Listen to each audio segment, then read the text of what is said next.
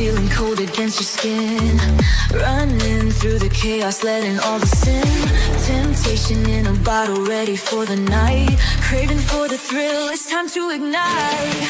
Dark desires burning bright. Echoes in the dead of night. No retreat, no looking back on this heart attack. Hey, ladies and gentlemen, how are you? Good to be back on this Monday night for you, Tuesday if you're an Australian.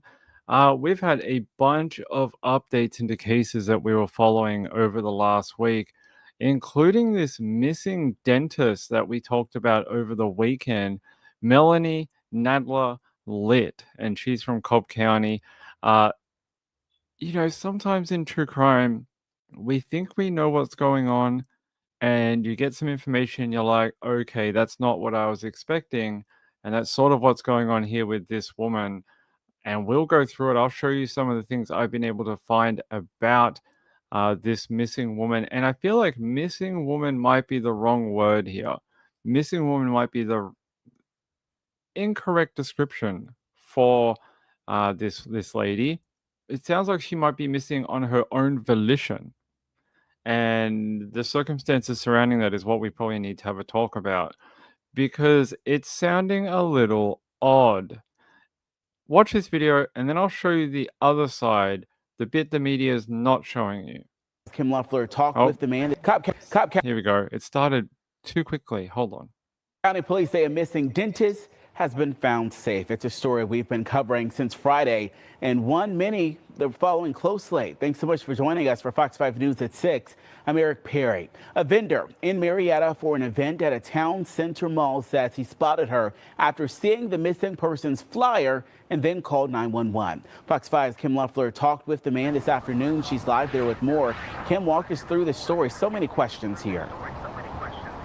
Yeah, the man I spoke to said he had Dr. Melanie Nadler Lit as his dentist years ago and saw that she was missing. So when he thought he spotted her at this event here outside of Town Center Mall, he called 911. Now, this is a video you see here that Billy Robertson shared of the moment Cobb County police arrived on scene today across the street from this event. Dr. Nadler has been missing since Tuesday when she didn't show up for work at a family dentistry at Seven Hills. Co-workers contacted police, who did a welfare check at her home. Friends say police found her phone, but there was no sign of her car. Friends say her car was later found abandoned behind a business on Barrett Park. Yeah, let me leave it there. So you saw the bit where she was found, is the word I would use, I guess. She was found by a guy who actually had his wisdom teeth out from her a few years ago and recognized her in public. And he's like, oh my God, that's that woman that's missing who used to be my dentist. Well, missing is a strong word considering she was with a guy, and you see that guy in this thing here. I'll on Barrett Parkway. Wow. Rewind it here so you guys can see him. He's in this footage.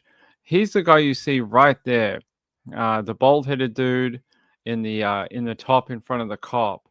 Now, her husband, he has come out and said something very different. Her husband is Leslie. He says Melanie is not safe. She was observed being dragged around a market by a person she is with. She is being manipulated and controlled.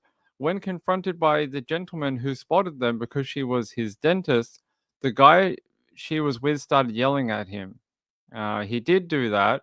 In the longer version of this video that was posted over here, which I will show you, Billy Robertson posted this video on Facebook, and I wonder if we can make that full screen. We can't, but you guys can listen to it. I literally found her, and they tried to run from me. This guy right here tried to run from me. And I called the police. I found her, tried to talk to her. She's really scared of her husband, apparently. So, she said leave. I have the right to record, so if they want to do that, that's fine. I have the right to record, buddy. It's for our safety.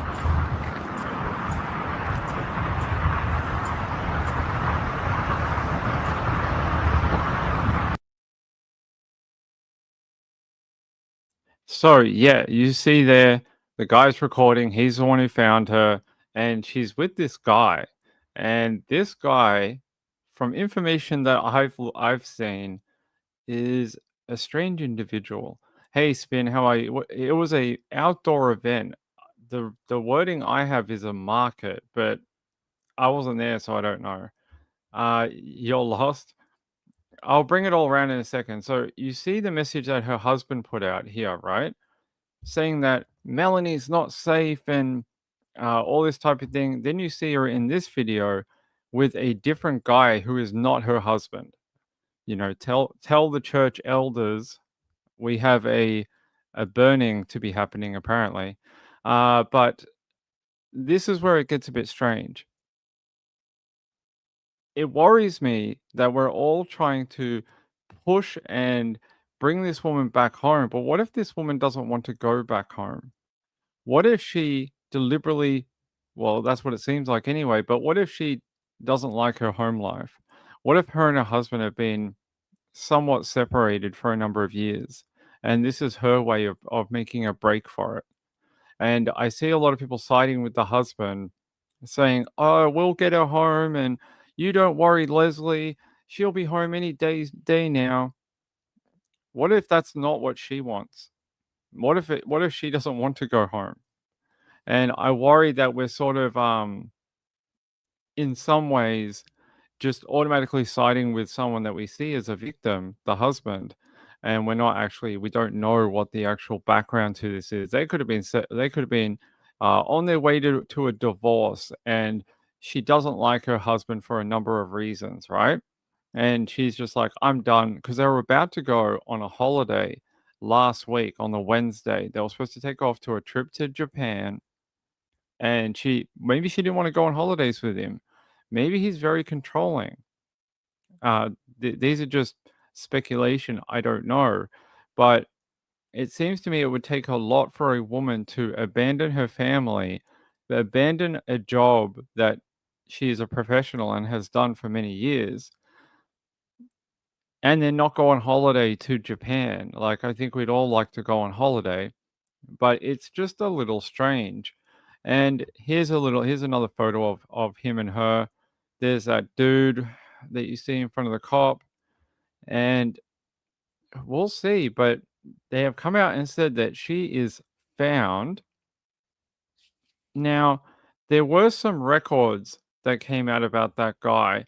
I don't want to name him because I don't know why we should name him. There's no reason that I feel that I should be putting his name into the public domain.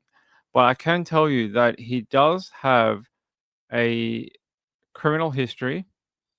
It looks like to me he has a couple of misdemeanor charges from Kettering municipality. It looks like these are most of them are pretty like very low level traffic offenses. Although he has one here, he got done with a misdemeanor, telephone harassment. He was ordered to pay $51 in court costs, and it was a deferred sentence at the time. This was back in '07, so a number of years ago.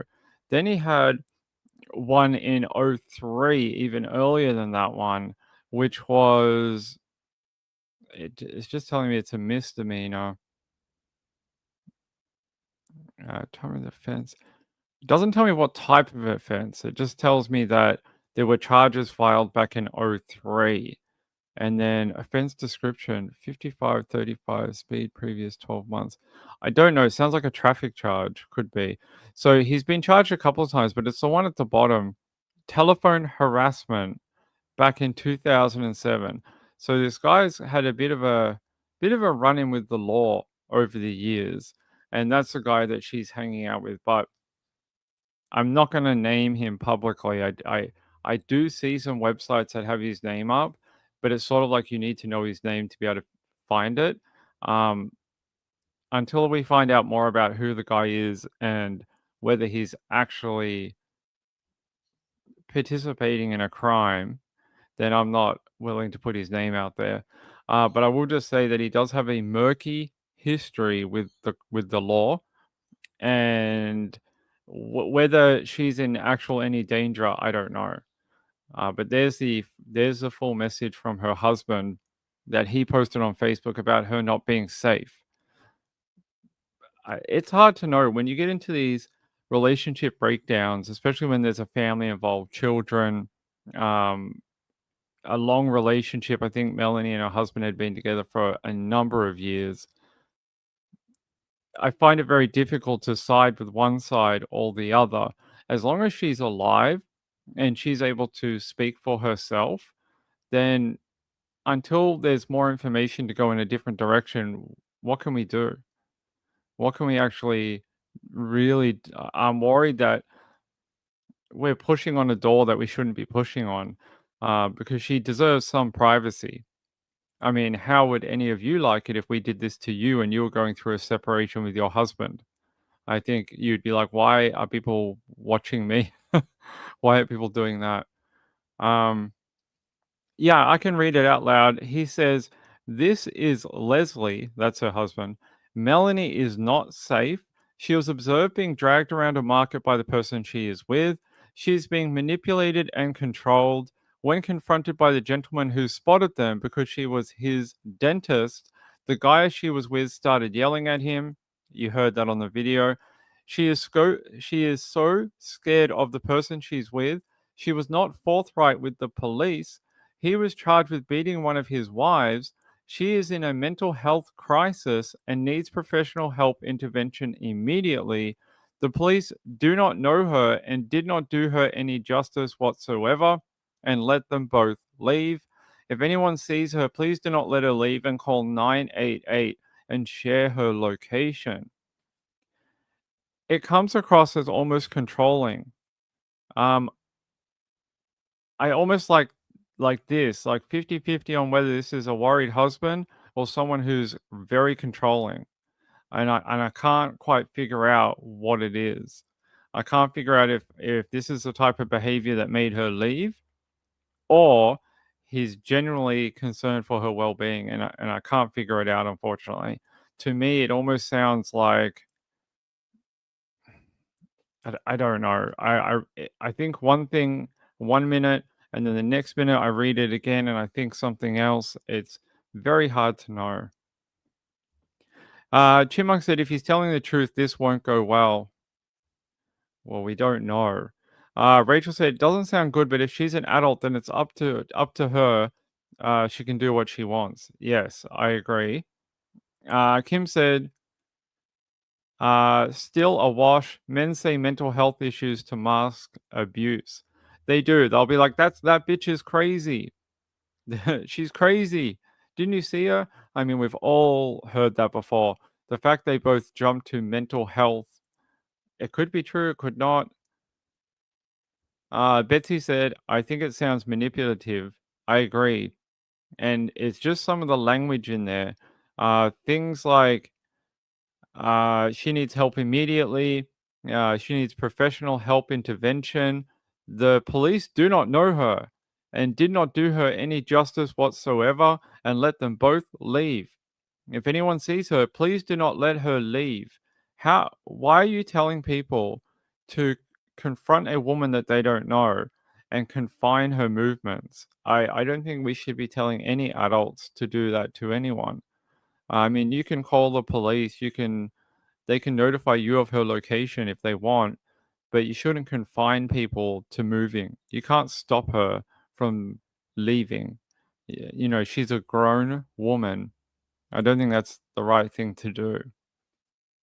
Um, Spin said, "So this doctor gave up everything, including no call, no show at work for this." Yeah, I think there's more to the story. Marilyn said, "Dangerous situation with this guy." Yes, they left again after talking to police. Now, there is more information that is circulating online. I can't verify it, and that's why I don't feel super comfortable telling it to you, but I will tell you that if proven later on, it would explain a lot of what is going on here. Um, the easiest way I can tell it to you without feeling like I'm spreading misinformation is there are allegations that this did not start today. That's the easiest way I can tell you, that it didn't happen today, that this has dated back for a period of time. So the people involved apparently all are sort of aware of each other, and this is a ongoing thing. So take it like that. SP Mo said the verbiage sounds nothing like what my husband would say. It's weird and a bad taste in my mouth, but both can be true at the same time. That's why I'm having trouble deciding what side of the fence we should be on. Betsy said it sounds like he wants the authorities to force her to go back by claiming false accusations. That's the feeling I get from it too. The fact he says that the police just let her leave and, they didn't make her come home. You can't force an adult to go home. It's not a child. She's not a child. You can't just make your wife come home if she doesn't want to. She's a grown adult and she can go wherever she wants to. Yeah, we can't force people to go back to a marriage if they're not into it. That's something we've been trying to work against for like 30 years now. So there's some issues here in the story that's coming across from her husband. There's issues on the other side with some of the information coming out about the guy she is with. It's very messy. It's a very messy type story right now. Yeah, I just want to get out of this. I want to get you a different update here. I want to go to Fox 5 in Atlanta. If I can. Yeah, here we go.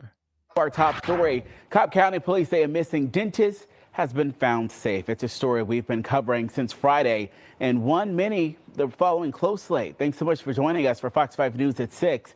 I'm Eric Perry. A vendor in Marietta for an event at a town center mall says he spotted her after seeing the missing person's flyer and then called 911. Fox 5's Kim Luffler talked with the man this afternoon. She's live there with more. Kim, walk us through the story. So many questions here.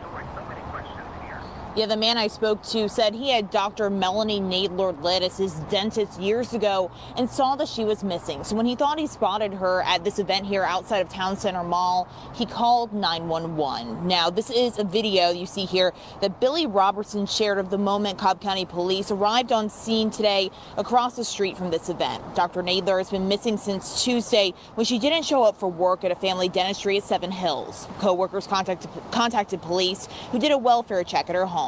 Friends say police found her phone, but there was no sign of her car. Friends say her car was later found abandoned behind a business on Barrett Parkway,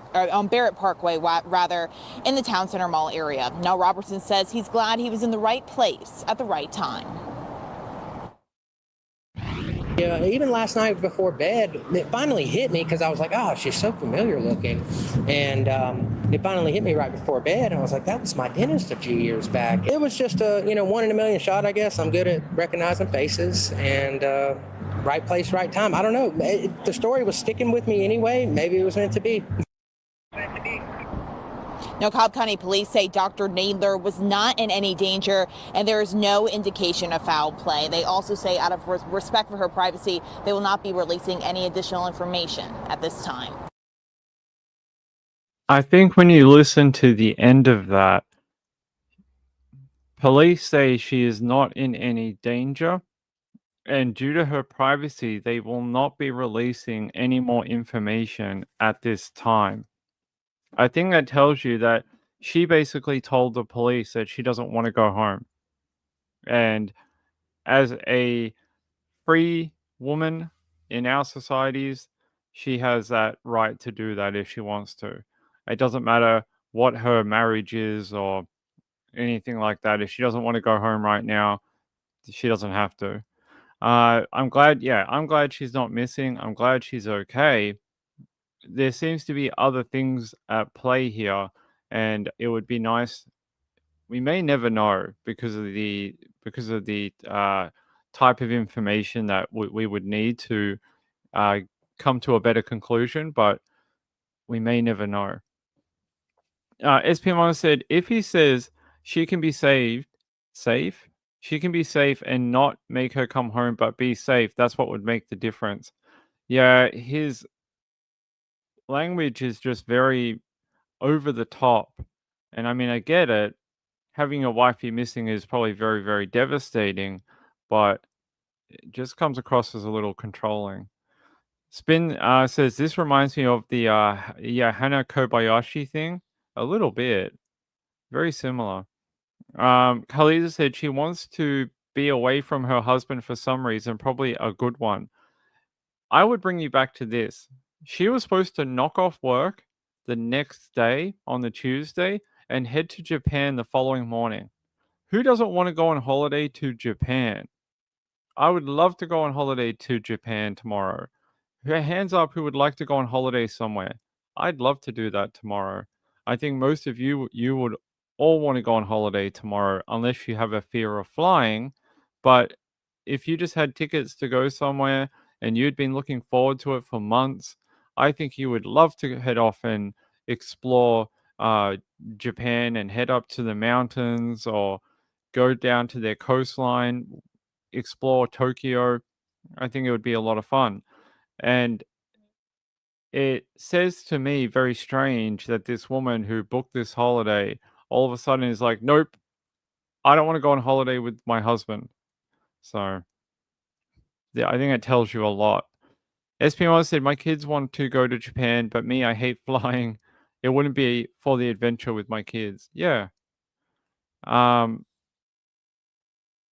she will? Oh, that's good. You let us know when that happens, okay? You let me know. Yeah, I definitely think she wants to be away from her husband. I think you guys are right. Is that the only bit we have? Let me check.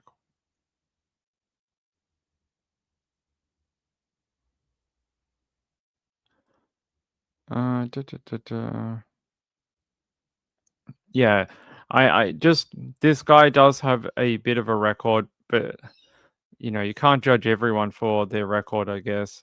A lot of them date back far, far back. That they don't seem he did have a charge in 2008, but most of them date back to like between '03 and 2008. I don't see anything I don't see anything current, not within the last 15 years. So at least for the last 15 years, I don't see any charges for him. Seems like he had a bit of a run-in with authorities, you know, 10, 15 years ago and may have cleaned up his life by now. I don't know. But that's what the record is telling me. Spin said the holiday was her excuse for being missing, not for close family, but for colleagues and loose associates. That could be true. A good way to cover up not coming into work or going missing or, you know, not missing, but getting away. That is true. That could be a good way of doing that.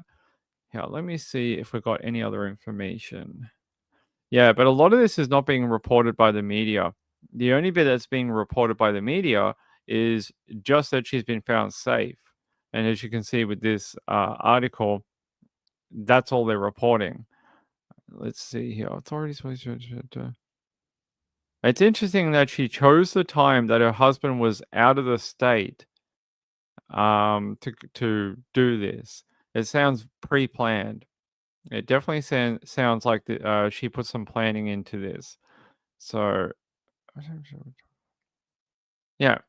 After announcing that she had been found, police told the media that we would like to reassure everyone that Melanie was not in any danger and there is no indication of foul play. And that's the only comment they would give. So, we're going to have to just go with what the authorities are saying right now, that she is not in any danger. All right. That is your update for that. I want to take you to the update for Kada Scott. We got a little bit more information today on Kada and what. So now they've actually determined that those remains that they found the other day are her remains. So that's 100% her, and very sad ending. They believe she died very soon after she was abducted from her workplace, which is horrific to hear about. Sounds like they believe she was dead within minutes, like 30 minutes after leaving that workplace. Why she left the workplace is maybe something we will never know and we'll maybe never find out. But they have said that is her. They upgraded the charges for Keon King, and now he's facing a raft of charges in relation to her death. And yeah, I'll play this little video. They held a memorial vigil at Ada Lewis Middle School for her today. Oh, that worked. Good work, Ping.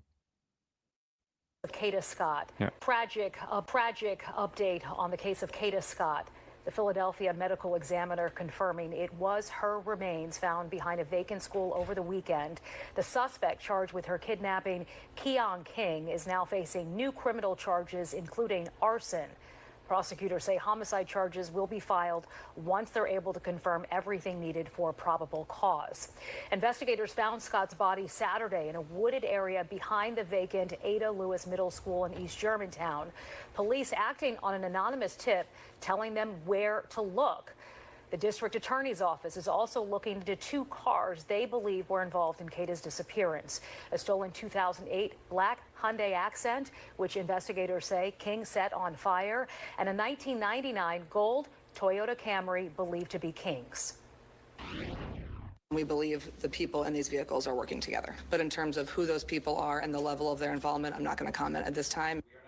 Investigators would not say the extent of King and Kada's relationship, but say they knew each other and had some communication by phone leading up to her disappearance. Earlier this evening, a vigil was held on the east side of Germantown, remembering Kada, close to where her remains were found. As Shawnette Wilson shows us, the community is heartbroken. Candles light what is now a very dark spot in this community. They were left behind by many who attended a vigil tonight to remember Kada Scott. Say her name! Kada Scott! People packed the front of Ada Lewis Middle School this evening. Also, God, that we can trust that you, in fact, are moving in ways that we can't even see. Many are leaning on their faith to help cope with the loss of 23-year-old Kada Scott. Great is thy faithfulness. DNA results confirmed that Kada's body was found over the weekend, buried behind this closed-down school. And even though this is the worst thing that we could have possibly hoped for, we were able to get our baby. So that's what we're most grateful for. Yeah, a very horrible ending to that particular story. Let me reduce this. Hold on. Let me get out of this. And I can talk to you a little bit more about the charges. But first, the Philadelphia medical examiner said DNA results confirmed that Kada's body was found over that weekend, buried behind that vacant school, and that 21-year-old Keon King is the suspect and has been charged with her kidnapping and is now facing new charges, including arson. Here, I'll get the list of charges for you. There's a whole raft of them now, and I feel like they are just going to throw the book at him. They seem to be getting everything they can and charging him with it. Now, let me find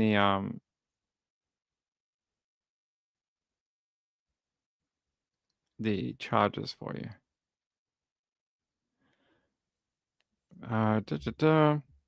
Yeah, he is now facing charges including arson causing catastrophe, conspiracy, unauthorized use of an automobile, tampering with evidence, recklessly endangering another person, and receipt of stolen property.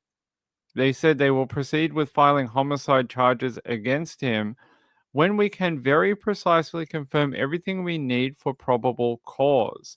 They say we will do so as quickly as we can once we have confirmed what we need to establish for probable cause for that particular charge.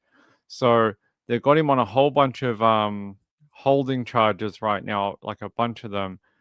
I still think we are missing information here about, well, I think the question we always ask in these cases is why? why did this need to happen? And how did she get entangled with him? I would like to know that. I just wonder if he was threatening and harassing her, how did she get into his orbit? And it's something I would really like to know more about, because it just, you know, it's very sad, very sad. Here, I want to play you a little bit from the press conference if I can get to it, because we weren't on yesterday. So I want to play a little bit of it here. One of them being gun violence data, and another being a related special topic. That is not what we're doing today. This press conference is yielding to the needs and the wishes and the priorities of the family of Kada Scott. In the process of addressing those needs, we will be announcing that there are new charges being brought against Keon King. We'll get into the details, but the bottom line is a second case has already been approved, and we expect there to be a new arrest today, in all likelihood, of Keon King when he is brought in from the jail. The arrest will be for burning of a car, arson, causing catastrophe, conspiracy, several other charges, and we'll get into the details of that in a moment. But more than anything, as I said, this is a press conference that I hope will in some way address some of the needs and wishes of the family. At this time, I'd like to identify some of the good people who are here. We have with us Philadelphia City Council member Anthony Phillips from the 9th Council District, who has been extremely heavily involved in addressing the family's needs, as have other city officials, but extremely heavily involved, including in a meeting with the family where I was also present. He will be talking about the efforts that his office is making specifically to address the family's needs when he speaks later during this conference. We have Hey guys, I'm Assistant gonna DA Robert Liston muffin. here. Hey, DA Ashley Kozlowski of Bad the cat. DAO's Homicide Non. Allen. Yeah, I'm Mr. gonna. Allen is the Yeah, guys, give me a sec. Sorry, Muffin jumped up halfway through that video, and then I was trying to use the mouse to control the video, and he kept biting my hand. And then I went to grab the mouse again just then, and he really bit my hand. I was like, he doesn't want me to do the show. He wants me to end the show and only pat him, apparently. He doesn't want me to continue telling you about Kada Scott, apparently. How? He doesn't normally bite that hard. That was weird. Naughty boy. Yeah, that will be interesting to find out who these other people are and who, because they're saying they may expect to charge other people, and that these other people did have some crossover in the events of after she was abducted. So did they help in her abduction? Did they help get rid of the body? Were they informants on Keon King's, what he did to her? I don't think we know too much, but they say they are looking into these people surrounding Keon, and I guess we'll find out soon what's going to happen. But he sounds like a guy who just has like the worst history with women.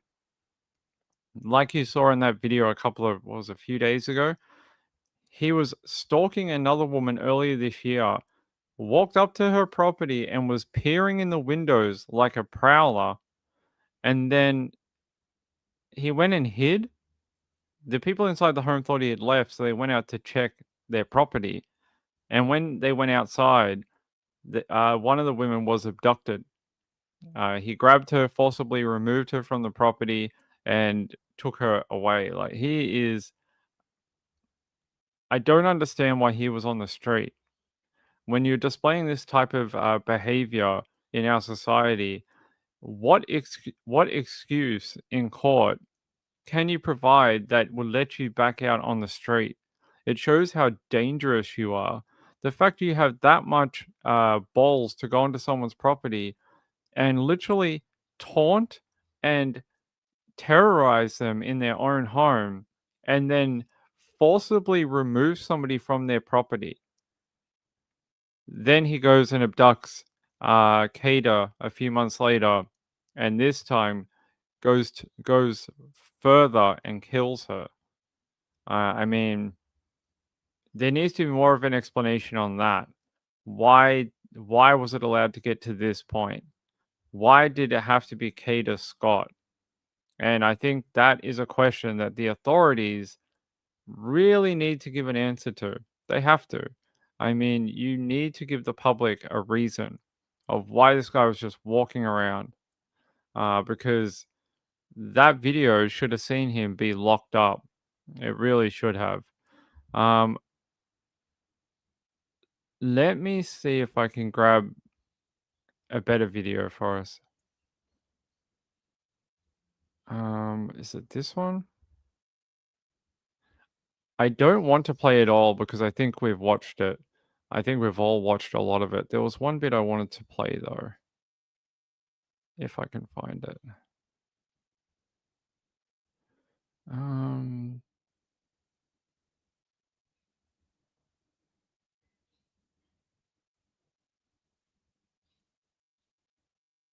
Here. We process the heartbreaking events. These who have. Alan. Present. I'm Tania Leonard. Yeah, this bit here. The Director of Crisis Assistance, Response, and Engagement Unit here at the Philadelphia District Attorney's Office. And on behalf of the CARES Unit, I want to begin by extending our deepest care and support to the family of Kada Scott during this unimaginable, difficult time. CARES was created to stand with families who have experienced this type of tragedy and to walk beside them, help them access the support they need, and ensure they are not alone in days and weeks ahead. Yesterday evening, members of our team met with the mother and father of Kada Scott at their home alongside the district attorney to offer our continued presence, resources, and support as they navigate this profound loss. At this time, with the family's permission, we'll share a statement prepared by Kada's mother and father as we stand in solidarity with the family as a unit, as victim advocates, and as an office during this journey of grief and healing. Today, we'll say her name. Tomorrow, we'll say her name. And forever, we will say her name. It is with profound sadness that we share the tragic passing of our beloved daughter, Kada Scott. We kindly ask for space and privacy at this time as we process the heartbreaking events of the past few weeks. Our hearts are shattered, yet we are deeply grateful for the outpouring of love, support, and prayers from people across the nation and around the world. Please continue to keep us in prayer as we navigate this unimaginable loss. Our hearts are broken beyond measure. We are profoundly thankful to every person who shared Kada's story, joined the search efforts, prayed with us, and stood by our family during this devastating time. Your compassion, love, and strength have carried us when we could not carry ourselves. Yeah, that was the statement read out from the family, so they wanted it to be read out like that. I think we have to go back to earlier this year. How does that other woman feel, the one that was abducted out of her home? How does she feel? That's what I would like to know about what happened to Kada. And I would like to know whether, if more support was put in place for that young lady earlier this year, would we even be here today talking about Kada Scott? Is there a way for earlier intervention in these type of cases? So if the DA, the authorities had supported this woman some more, made her not feel as frightened, is it possible that that court case would have continued, he would have been jailed or on remand until trial? Is it possible that today we would not have to witness this press conference about a woman who was found dead? So I would like to know.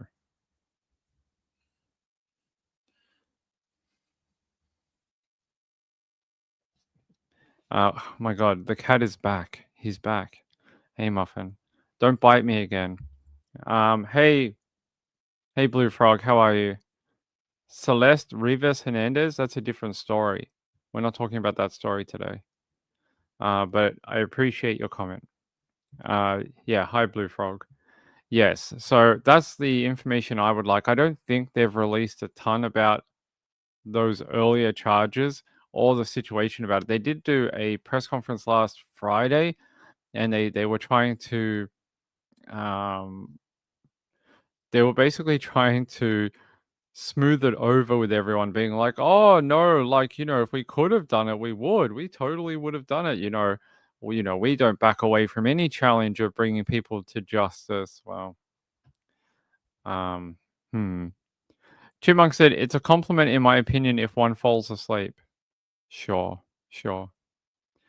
Um,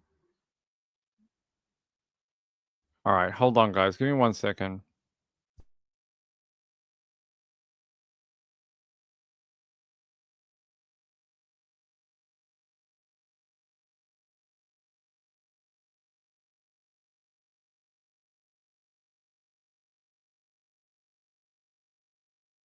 All right, sorry about that. I just had to move the cat so it wasn't it wasn't interfering with the show. Um, yeah. All right, let's continue.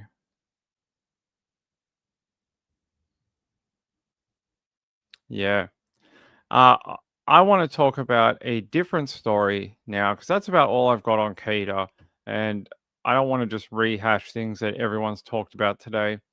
But we don't really do politics on this channel, but I posted a photo earlier today and I wanted to show it to you, and I'll tell you about the comment I made about it, and then I'll explain why I made that comment. So give me a sec and I'll see if I can get the photo. So if you didn't know, our Prime Minister is in America right now. Here he is. Here is our Prime Minister. His name is Anthony Albanese. This is, you know who that is, the guy with the orange skin. His name is President Trump. That's our Prime Minister. So that's the Australian Prime Minister. And today, in front of the world's media, Australia looked very stupid. And I'll tell you why. Anthony Albanese was elected twice to be our Prime Minister, right? Well, there was a second Prime Minister at proceedings today in America, and his name is Kevin Rudd. Kevin Rudd is this guy with the white hair right here. He is ex Prime Minister Kevin Rudd. He used to be our Prime Minister 13 years ago, something like that, a number of years ago. Back in 2007, he was our Prime Minister. President Trump hates him, because he's very critical against President Trump. So for some reason, he became our US representative. So he became our sort of Australian that you send to the US, and he does sort of your dealings on behalf of Australia. And then they brought him along to this meet and greet with our Prime Minister there. And how do you think that went? Well, Trump absolutely demolished him in front of all this media. The world's leaders are watching. So Australia had a great day today in front of the world's media. So there's a big crisis now in Australia right now. Everyone wants this guy Kevin Rudd to be fired, and a lot of people are saying he should have been fired when Trump was elected, because they're saying it's a known history. They know they don't get along. And how are you supposed to have someone representing Australia in America when they don't get along with Trump? That sounds like a really dumb idea, because you're not going to get anything done. So I wanted to show it to you because it's very rare that Australians make it to the White House. And it's even rarer that we look this dumb on the world stage. So yeah, today we had a very unfortunate, what was it, few hours in the White House, and I don't know what's going to happen to Kevin Rudd, but he may not have a job by the end of the week. I don't think. I think he may be retired by the end of the week. So yeah, I don't know what they thought was going to happen, but I thought I'd share it with you because our two countries cross sides very briefly, but that is the background on it. Anyway, a few hours before this happened, I wanted to show you what I wrote, and it is here. Hold on, someone's messaging me. 1 second. Okay. Da, da, da, da.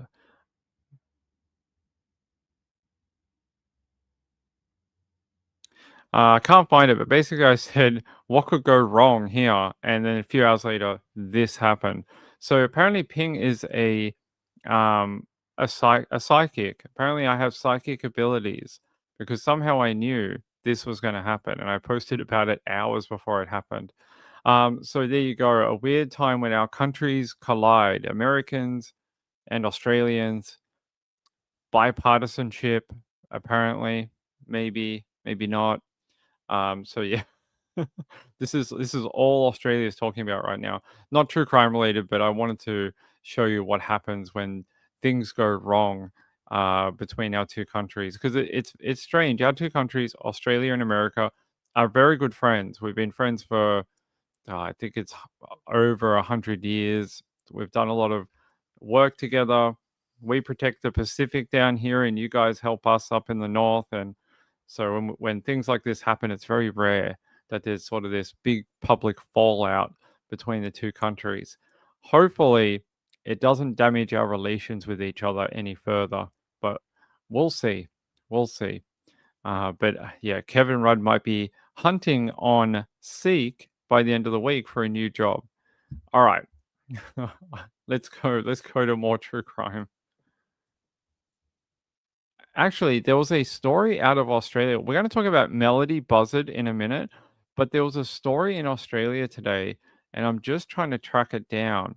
There was a guy found dead on a country road, like a outback road, like one of those big red highways that you see in all the movies.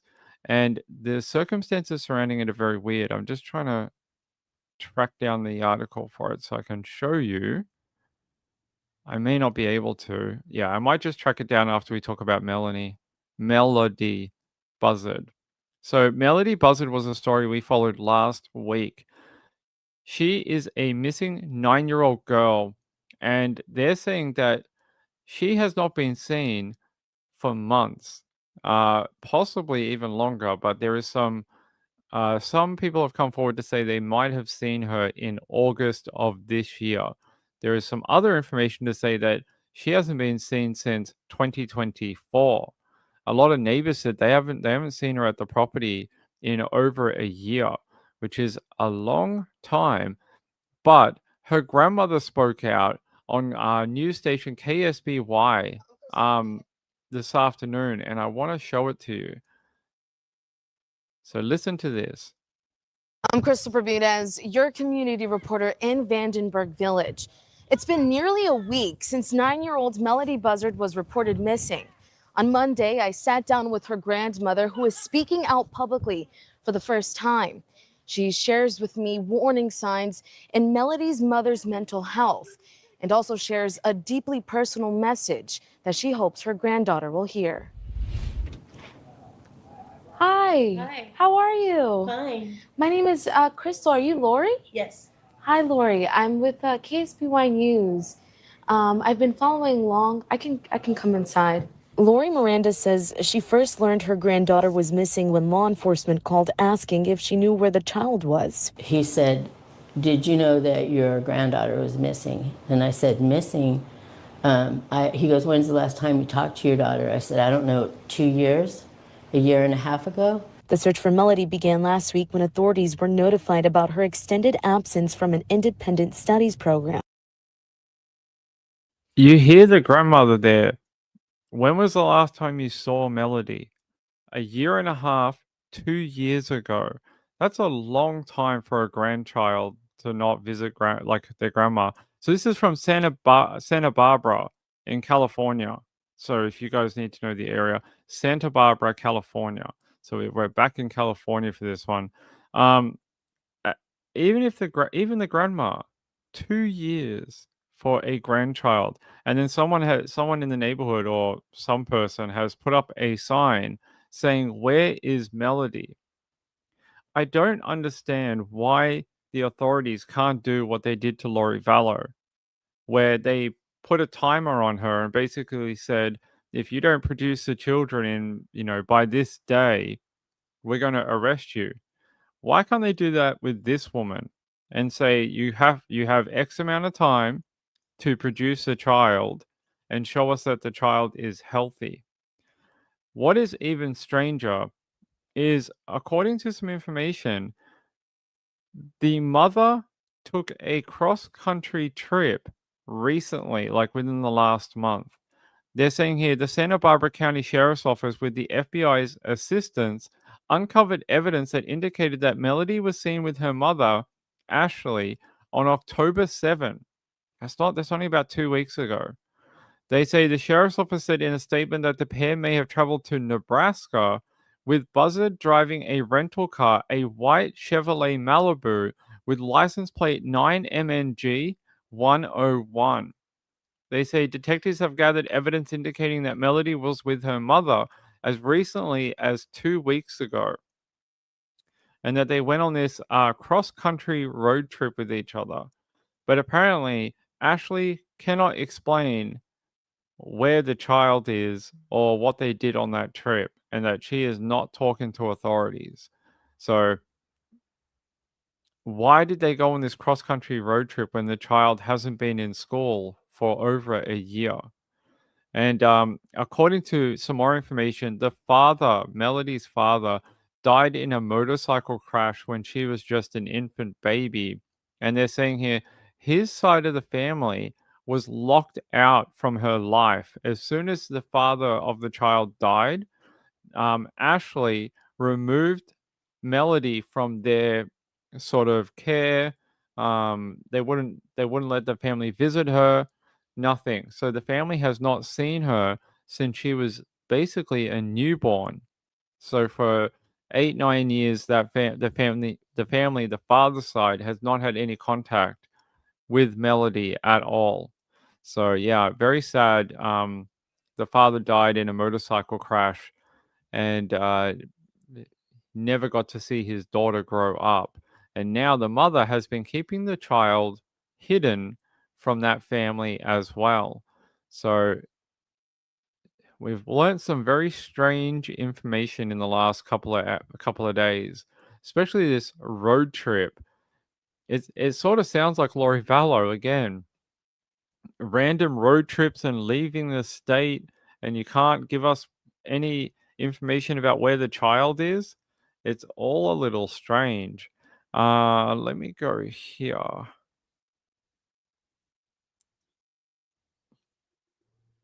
There's a video I want to play that shows information from the auntie.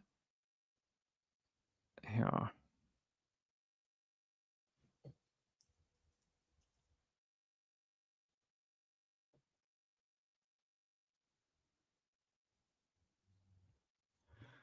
Okay.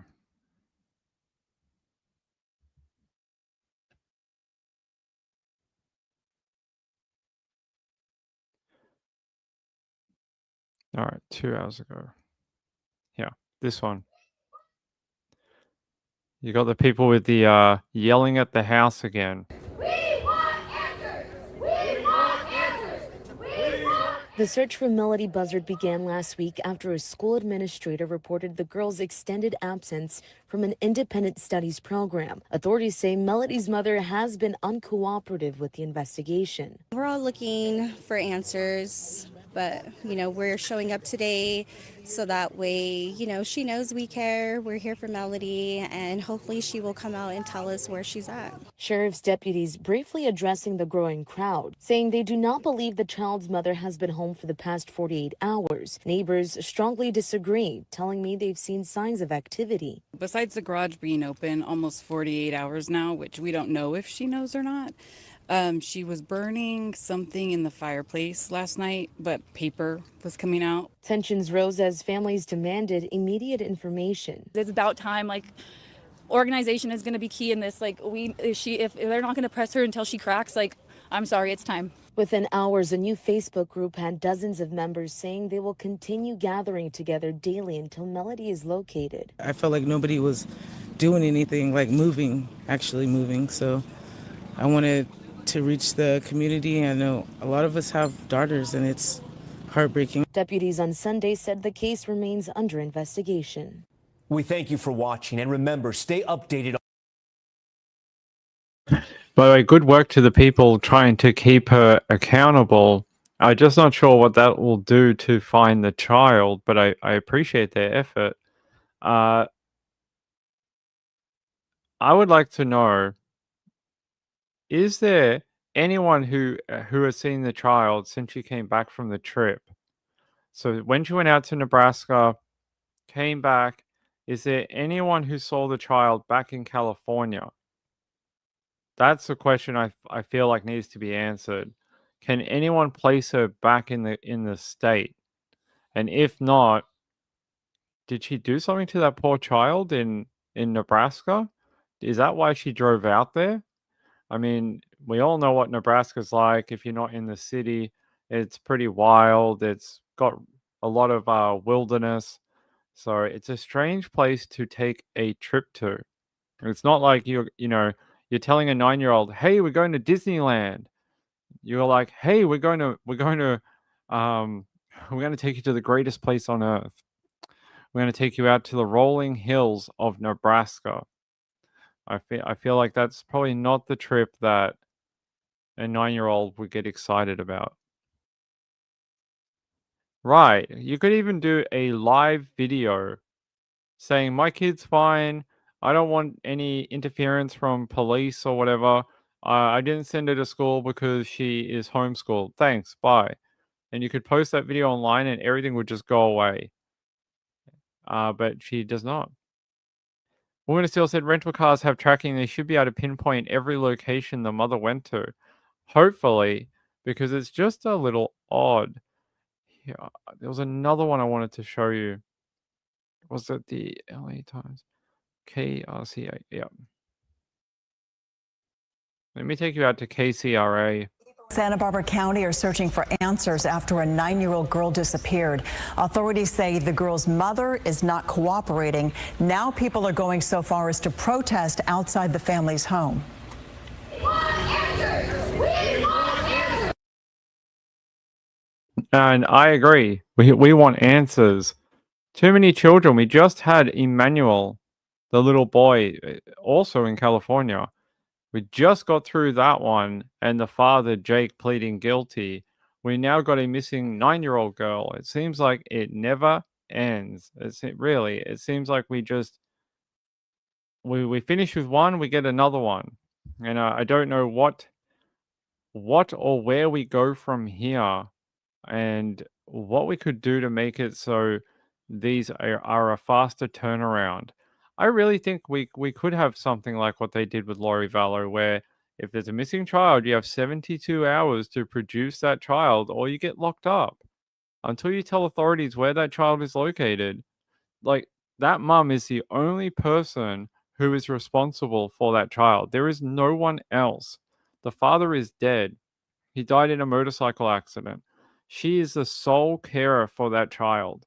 There is no one else that you can go to and be like, "Where is that kid?" It's her. So make her talk. Make her talk. Don't be like, "Yes, we're thoroughly investigating where a 9-year-old might be." Make her talk. She's just one person. Tell her, you're staying in this bloody office until you produce the child. It's not that hard. And I feel like we pussyfoot around these cases so much. Uh, you know, a lot of speculation when it would take half a day to find out what happened to Melody. It's very strange. There seems to be some discrepancy in the spelling of the child's name too. I see in various places where they spell it Melody, and then I see in various places where it's spelled Meldee. And depending on where you're searching and what you're looking for, I'll show you an example. Here. This is the LA Times. They have 9-year-old Melody Buzzard. And then if you search in a different location, I'll show you a different one. They have it spelled, here's the LA Times in their other website. Where is Melody Buzzard? So same institution spelled two different ways on two different parts of their reporting. And this is happening all over the internet. You see multiple places spelling it different ways depending on who's writing the article. So getting some clarity on how her name is spelt would be a good thing. It seems like in this particular article, they spell it with the double E at the end. But in their other article, they spell it with the Y at the end. According to one of the family members, Melody's aunt, her name is Vicky, she said she just kept Melody away from us and then she up and moved. She wouldn't let us see her. They're saying here, in August, Buzzard took Melody to the Lompoc Unified School District to enroll her in an independent study program, according to the district's statement. After Melody failed to pick up classroom assignments for several weeks, the district reached out to her mother and then to law enforcement, which triggered the search for the girl. On Sunday, the FBI announced on Twitter or X that it is assisting the sheriff's office with the search for Melody. There you go.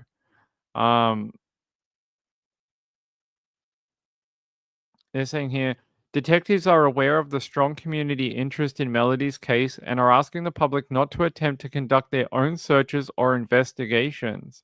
The sheriff's office said in a Monday statement, while well-intentioned, these efforts could unintentionally interfere with investigative work already in progress.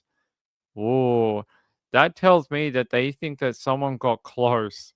When you hear the authorities start saying things like, you could unintentionally interfere with investigative work already in progress, that tells me that there's someone online that is doing some sort of digging or contacting someone and they are getting close to where the cops are looking for stuff because they wouldn't say that for no reason.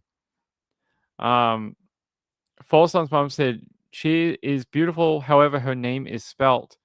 Yeah, I just like to give people the respect that they deserve. So I like to spell people's titles and name correctly. It just seems odd that we're getting two different spellings of her name. Woman of Steel said the school should be able to tell whoever the correct spelling. Should be able to.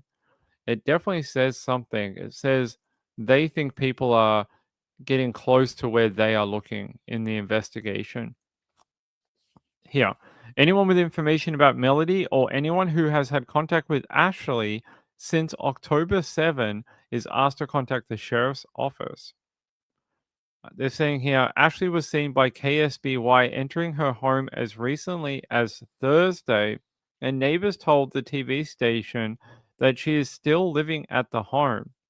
Court records show that she filed for Chapter 7 bankruptcy protection in 2017 and has had multiple debt collection cases pending against her. Prior to Melody being signed up for the independent learning program in August, detectives believe the girl was homeschooled for several years. According to the sheriff's office spokesperson, however, the California Department of Education has no record of Buzzard filing a private school affidavit, which is required for homeschooling, according to the department spokesperson. So even though she was telling people that the child was homeschooled, she never did the proper paperwork for it or enrolled her to do homeschooling. Yeah, tracking down the rental car would be a good next bit. She does look very happy in all the photos. I will give them that. She's always smiling, looking better than some of the other photos we've seen of missing children where they look sad or, things like that. That's a great photo of her, that one. What a great photo of that young girl. She's missing from your area? You tell us. You drive by her house. Stacy, go live from her house. I'll wait. You go to her house at 2:30 in the morning and you tell me. We'll go on. I'll give you a link like Trish does. I'll give you a link. You can come on now and tell us all about it. You can be our live reporter with boots on the ground. You can do it now, Stacy. I like I like um I like stirring Stacy when I can. Stacy on the case, that's right. Go look through the garage. Do it for us. Kim said this should have been investigated sooner. Homeschool without proper documentation. Yes. Looks like she gives great hugs. She's a very cute little girl. Yes, Stacy, have you been leading the chanting at the home? We need to know.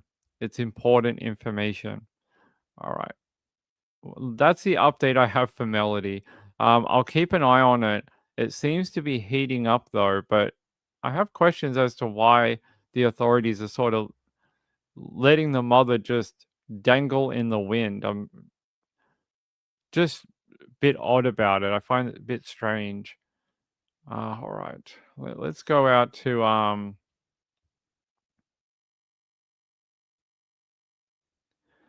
is this the story we want?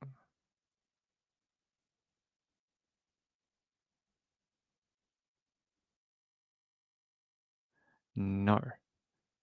That's not the story we want. I don't know if you guys heard about this story out of Alabama. I was reading about it on the weekend. Very, very, very sad story. It was a high school cheerleader. Her name is Kimber Mills. She was shot at a bonfire party, and it's really sad here. I'm gonna see if I can get you an article about it so we can talk about it. Yeah, here we go.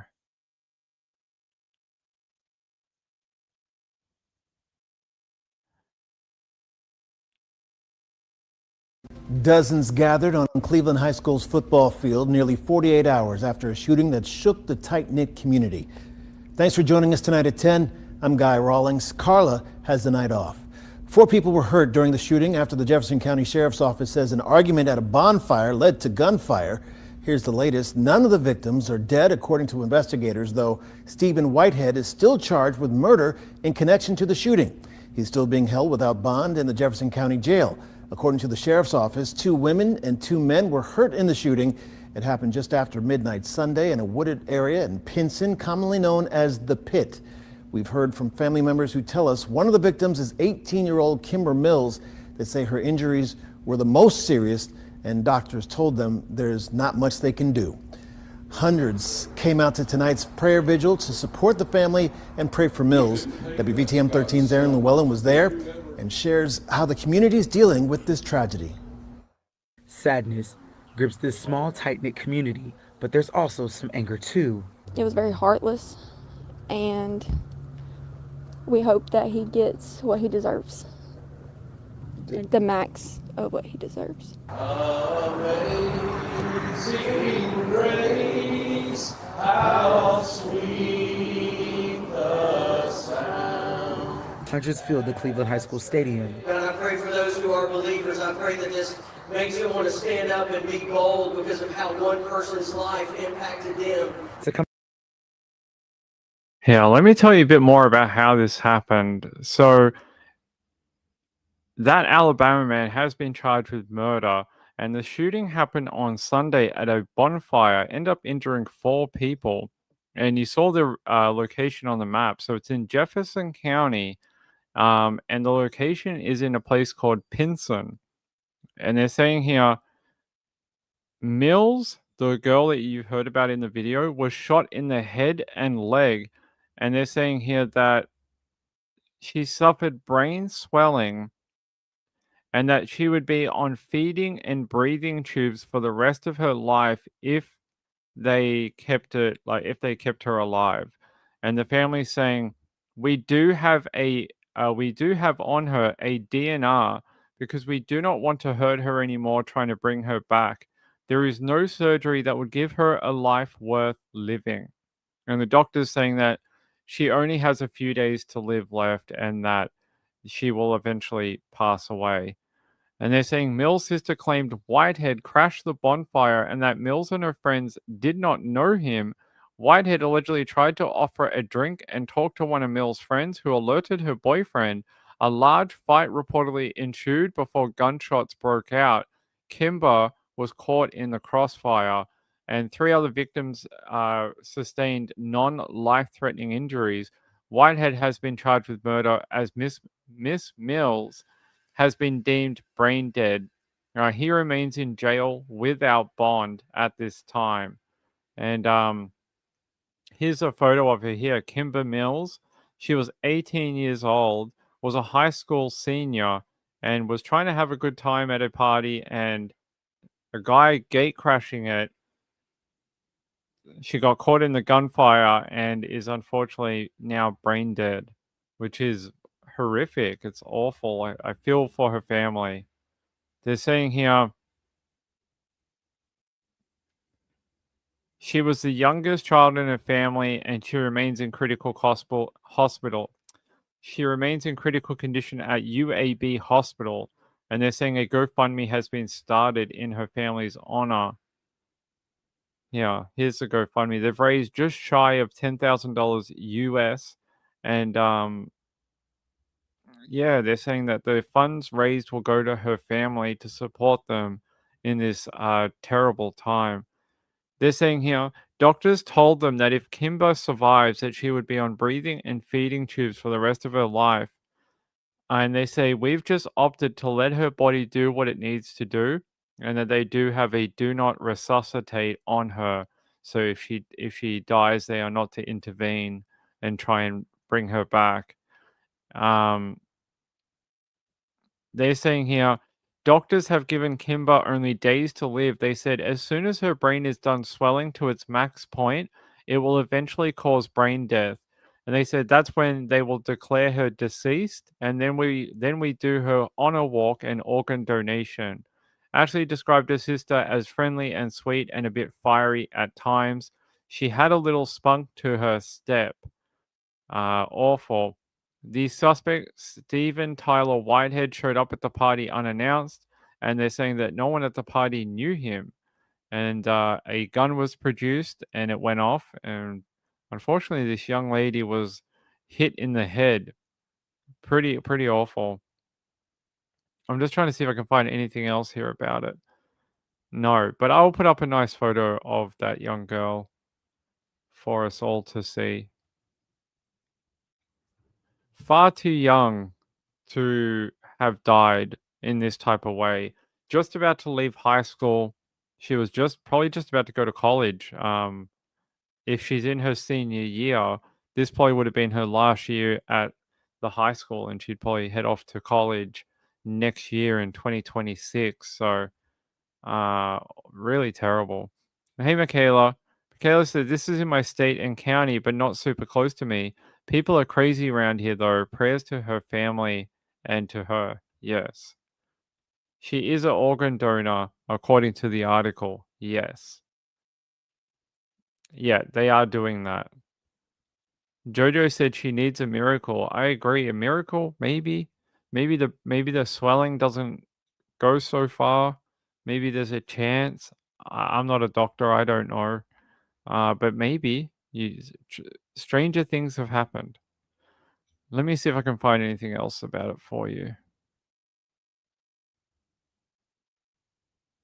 I think this was the last bit.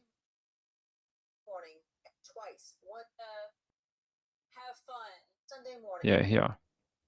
Everything changed for 18-year-old Kimber Mills. The Cleveland High School senior was shot twice, once in the head here in the Pinson area at a spot the kids call the Pit.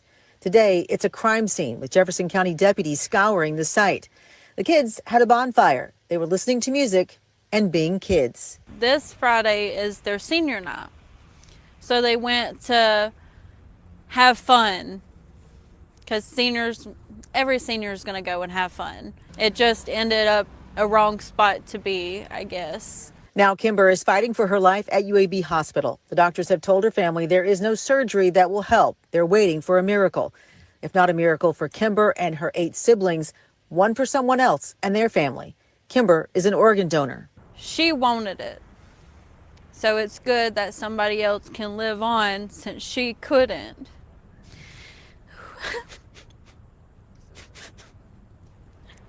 So I'm glad somebody can get to live when she couldn't and she's gonna be here because they get to get her organs. So she'll still be alive somewhere. These pink ribbons are all over town, showing the community's support for Kimber Mills. Her friends say it's in God's hands now, and they are pulling each other close to get through whatever comes next together. In Cleveland, Lisa Crane, WVTM 13. How very sad that someone very selfish took such a nice young lady from this world over nothing. Literally nothing. If that person never crashed that party and left those high schoolers alone, she'd probably still be here today.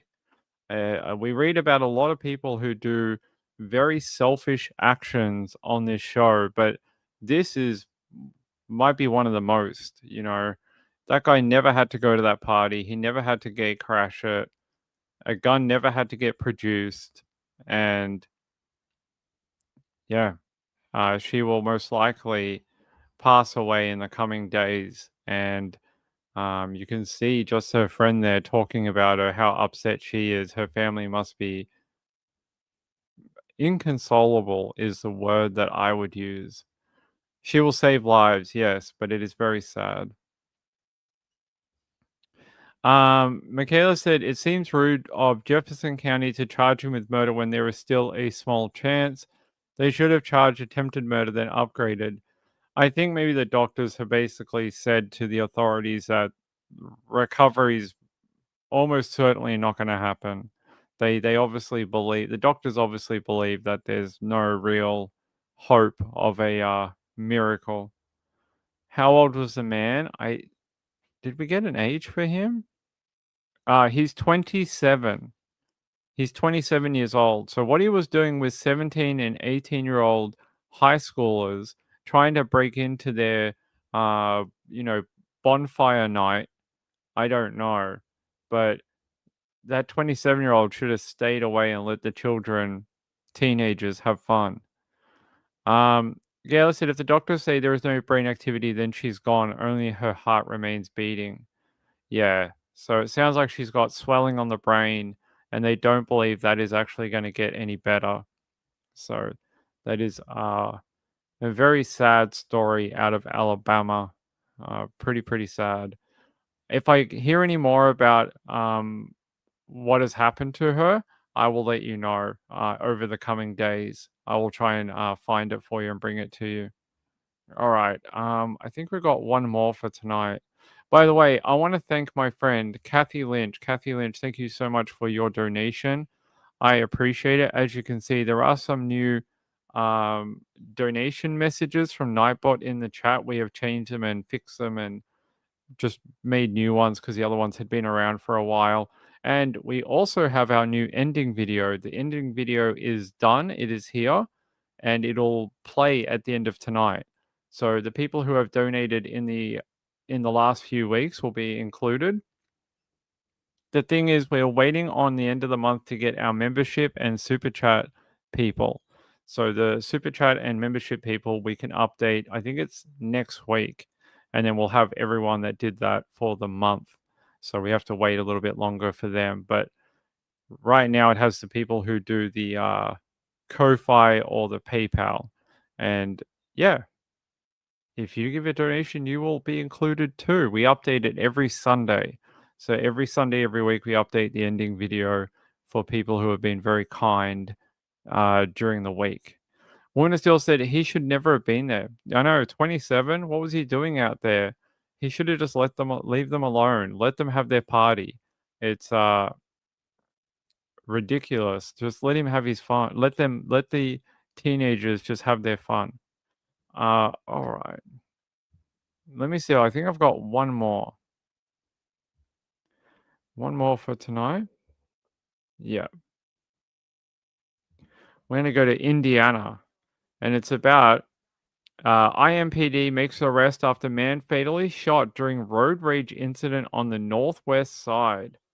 And we're going to play this for you.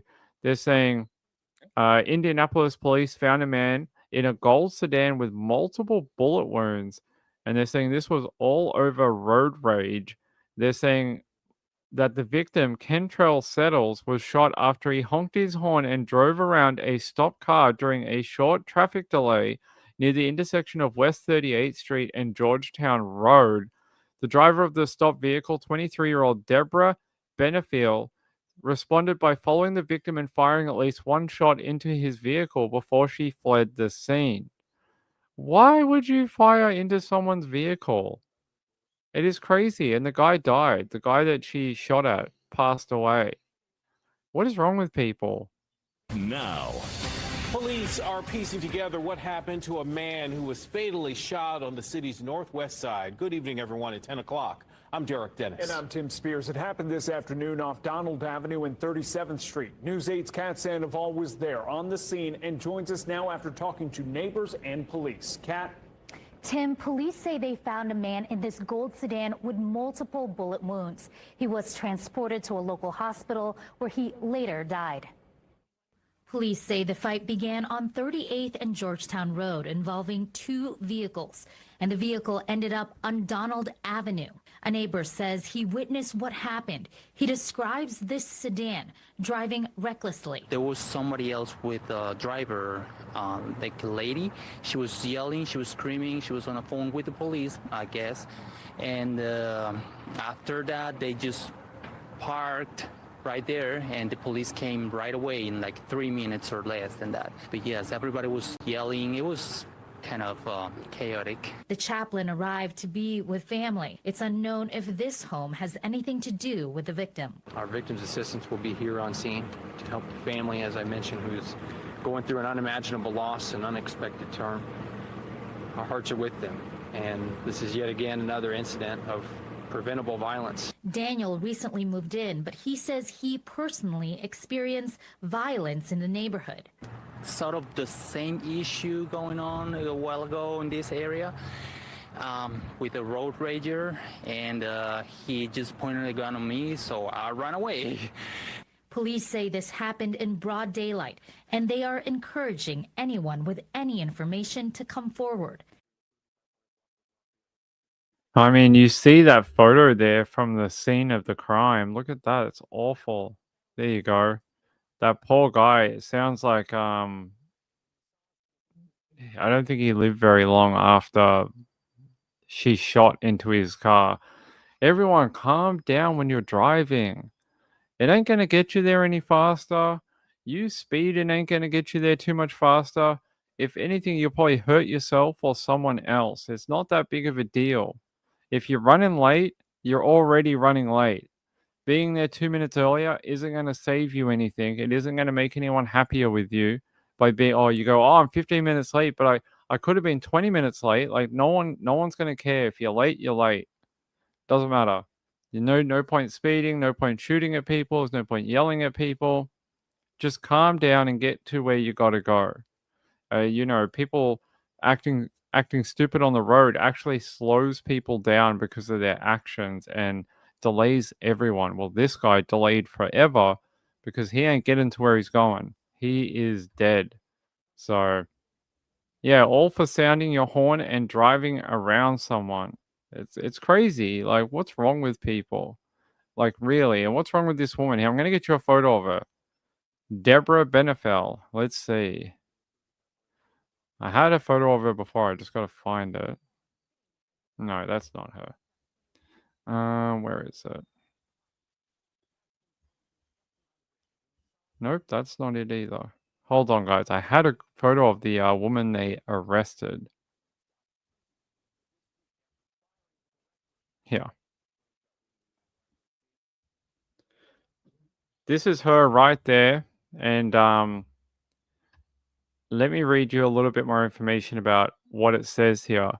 They say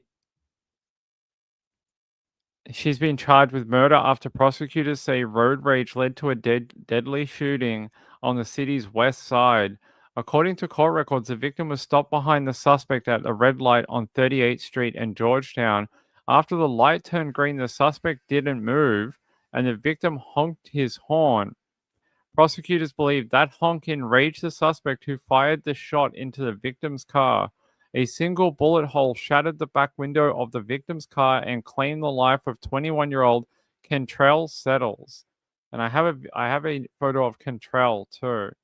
Here is the photo of the young man who passed away, all because he honked at someone. We've heard of very stupid people tonight, very selfish people. That's what it feels like. Selfish criminal night on Nights with Ping.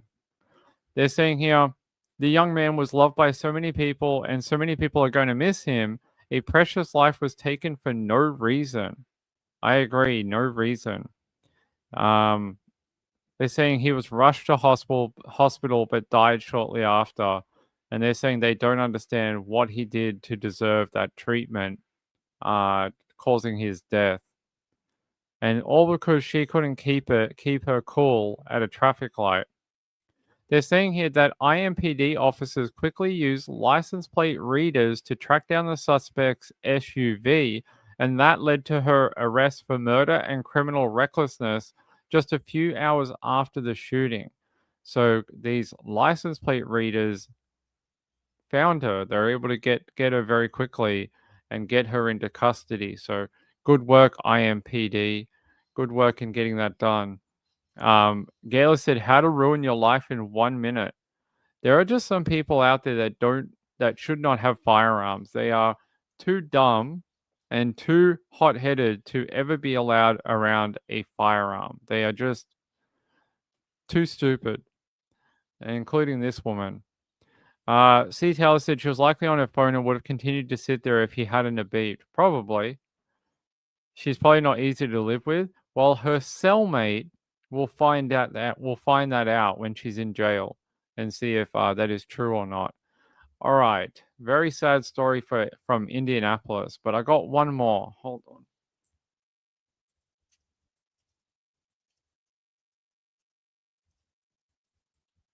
There was this yes, it was in Victoria. A guy's body found in a burnt out car in New South Wales. And they're saying that he was on a highway and they don't know why someone would want to hurt him. So I'm just trying to find. No, that's not it. Time past 24 hours. No.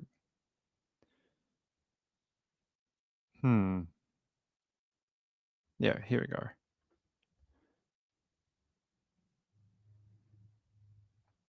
Here, mystery as dad, 26, is found dead in a burnt out car in Brewarrina. Warina. So Brewarrina. There you go. I don't know how to pronounce it.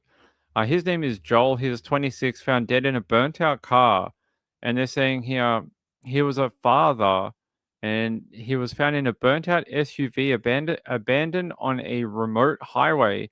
And they say his death will leave a hole in the hearts of those he knew for the rest of their lives. And they're saying he was found dead on the I can't pronounce any of these words, but it's about 100 kilometers east of Burke in northwest New South Wales, about 5:15 a.m. on September 28. And police are issued a renewed plea on Monday for the public's help to crack the case, which detectives are treating as suspicious. They're saying Joel was actually from Lightning Ridge, a 2-hour drive northeast of the area, and would have celebrated his 27th birthday on Tuesday, October 21. That's today. So today would have been his birthday. Here's a photo of him. I'll put it up. Seems like a nice young man. Why would someone want to kill him and then burn his car? According to his cousin Tara, they've urged anyone with information to come forward to police as the family seeks answers over his death. You have to ask, why would someone want to hurt him 2 hours away from home? It's not like he was really close to his home. It's very strange. I mean, if he was found in his hometown or something, you could maybe understand. But the fact that he was found so far away. Apparently, he was also in a story down here on SBS. This is an article from 2016. From Slovenia to Lightning Ridge, celebrating the holidays when you built a dynasty. They're saying that Joe Vratnik was lost in a crowd of his grandchildren. Did I say Joel? Good work, Ping. Yeah, it is Joel. So Joel is the 26-year-old man who was found dead in a car. This article is about Joe. So is that his grandfather? They're from the same town, Lightning Ridge. Is Joel in this photo somewhere? That might be true. So it might be his grandfather in this story. Yeah, Vratnik. They're saying his name was Scratchy. That was his nickname. I wonder if this is his granddad. There's a photo of him. I would think there wouldn't be too many people with that last name in the town of Lightning Ridge. I would think they would have to be related. It's interesting.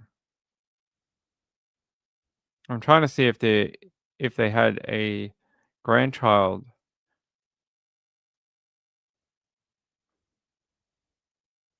Doesn't say, but yeah, it doesn't say. Interesting.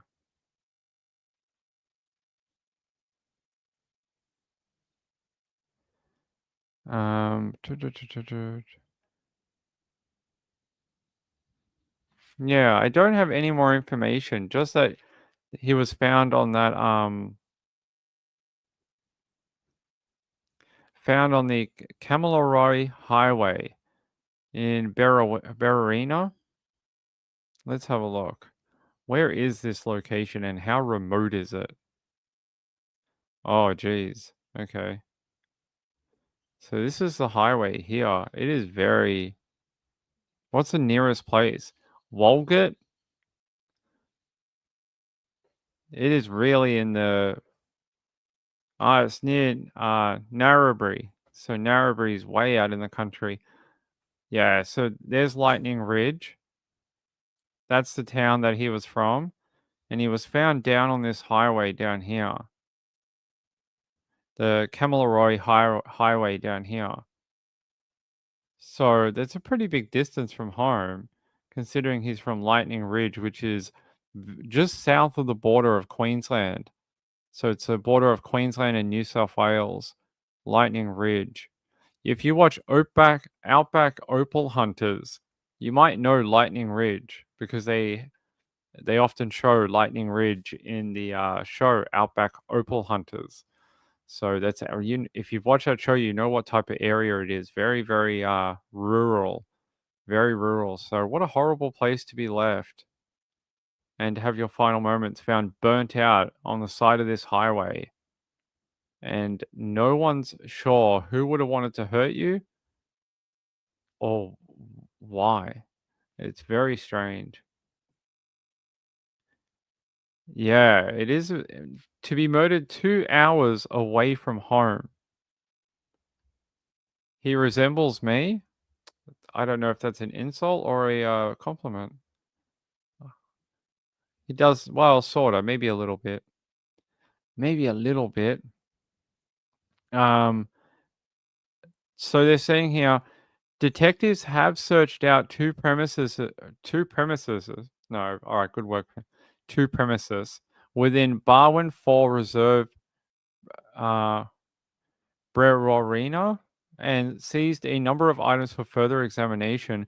Due to the circumstances surrounding the discovery of the body, we are treating the death as suspicious. Well, I don't think someone can set their own car on fire and kill themselves. I don't think it works that way.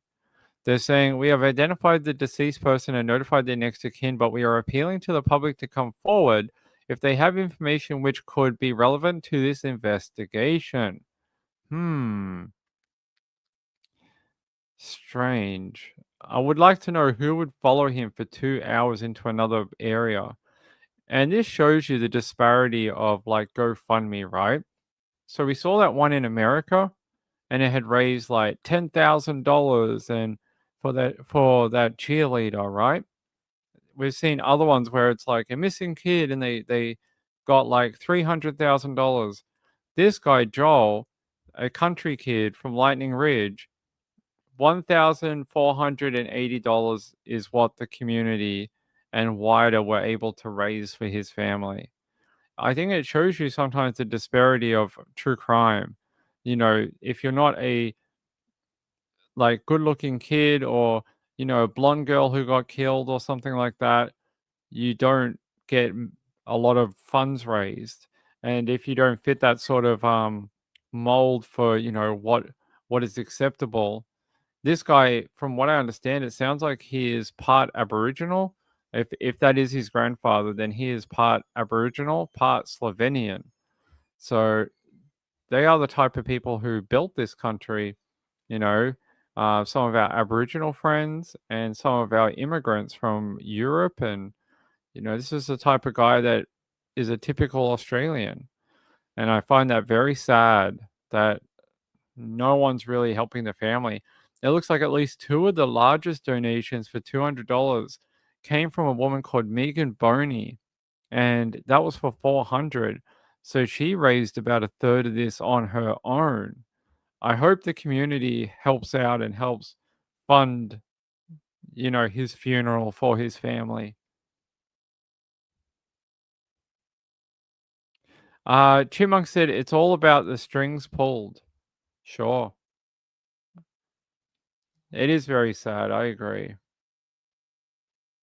You drink a 40 ounce of coffee? I don't think I could drink that much coffee ever. All right. What a sad story to end on. I hope people come forward with information about what this young father was doing around the time that he was killed, because it's a strange, very strange story here. Emergency services were called to the scene following the reports of a car fire, with firefighters extinguishing the blaze only to discover his body inside. So someone killed him and then set the car alight. It's pretty it's a really brutal way to hurt someone, and you must have really wanted to cover up some evidence if you set him and the car alight as well. That tells me that there may have been something in the car that they wanted to get rid of. Maybe it was someone he gave a lift to. Maybe he picked up a hitchhiker. I mean, it is country area. There's a lot of people trying to get to different places. Maybe he picked up a hitchhiker and they tried to take his vehicle or tried to take money from him. I mean, it'd be pretty rare for a stranger to do that, but you never know. That photo looks so weird on your phone. It's him sitting on a railing in a lookout. So it's like a national park lookout type thing. And it's him raising his hands above his head. Gayla said, I thought that, but then you would dump him and take the car. It looks like the back of the guy's head with long hair. What? Does it? Okay. Strange. I don't know why it looks like that to you, but okay. Uh,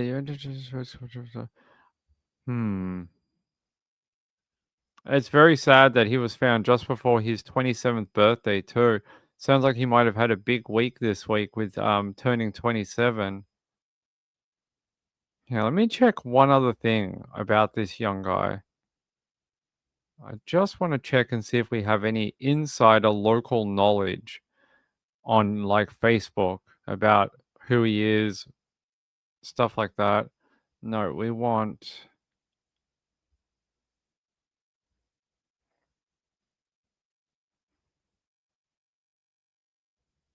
There are some family members posting on Facebook.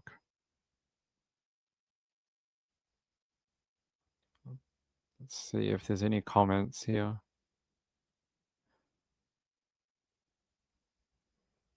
There are a lot of friends and family.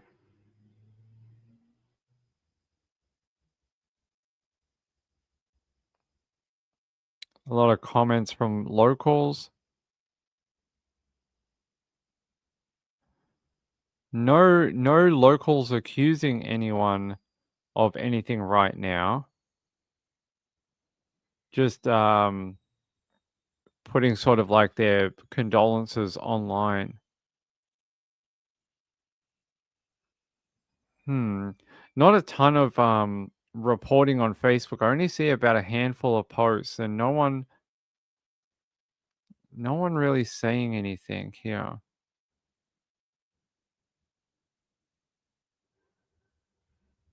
Yeah, I don't.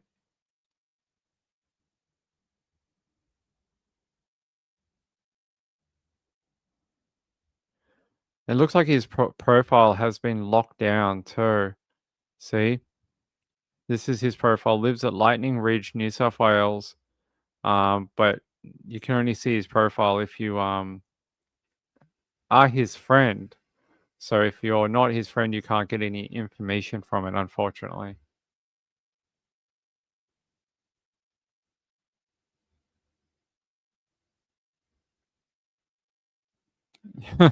Your brightness dims after 10 p.m. All right.